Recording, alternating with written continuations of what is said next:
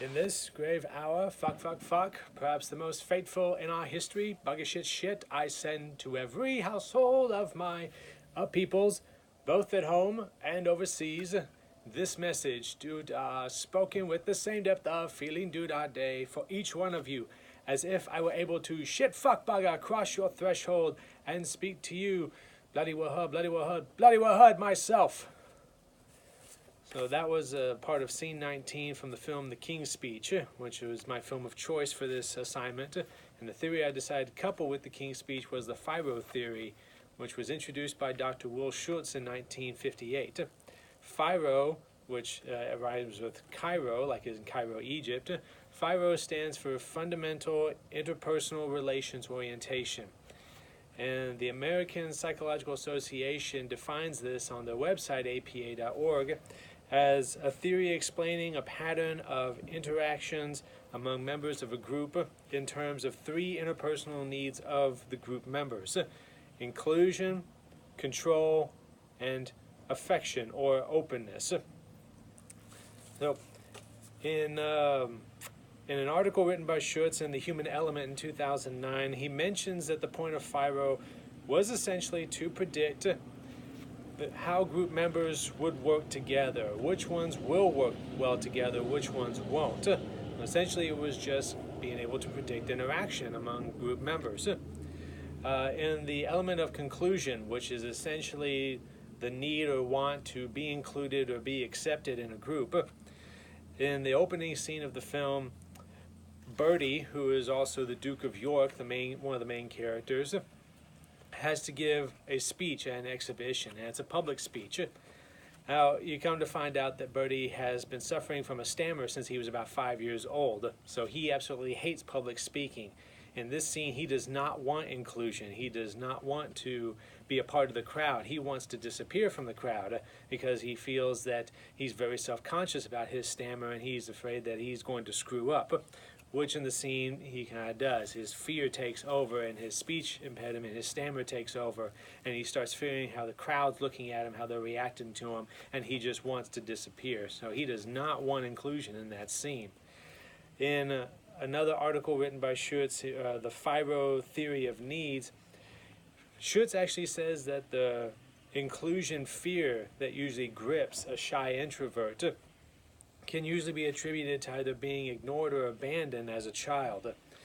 Later on in the film, which actually this leads to my openness element, which openness or affection is really the need to have a connection, have an emotional relationship, or not to have an emotional relationship. In scene 9, Bertie and his speech therapist, Lionel Logue, are actually talking, and Bertie starts to open up about his childhood and his past, how his parents didn't really take care of him. His nannies didn't take that very good care of him, even though he had the most connection with his nannies. And one nanny actually abused him, which as a young child started to play a factor in his stammering development. So that is, and as he's revealing this, so that shows that Bertie wants to have an emotional relationship with Lionel, and Lionel is willing to listen to this as a means to help Bertie improve his stammer, improve his speech impediment, so he can get better at public speaking, because he's a British royal. They have to make public appearances. And in the third element, which is control, that is essentially about either wanting or needing to be the leader or be the follower, being led by the group or the group activities. And in scene 7, that becomes evident when Lionel and Bertie are actually working together to improve Bertie's speech abilities. They start doing several exercises, and it shows that Bertie is willing to be led by Lionel so that they can both have the same ultimate goal of Bertie being able to give better speeches, to become more confident in his physical public appearance. So, in an article, a brief summary of FIRO theory written by Celeste Blackman, she actually writes that these elements of inclusion, control, and openness. When they are in the right amount for ourselves, then we'll feel better about ourselves, which makes us feel more generous and flexible towards others, enabling us to work better with others and achieve higher levels of satisfaction in all areas of our life and work. And that becomes evident during the final scene of the film when Bertie actually has to give his last speech. And it's a public, live, radio broadcasted speech at the beginning of World War II. And it's a great success. He's met by fanfare from the public. He's greeted by handshakes and applause from everybody that's close to him. They got to listen to it inside of the building.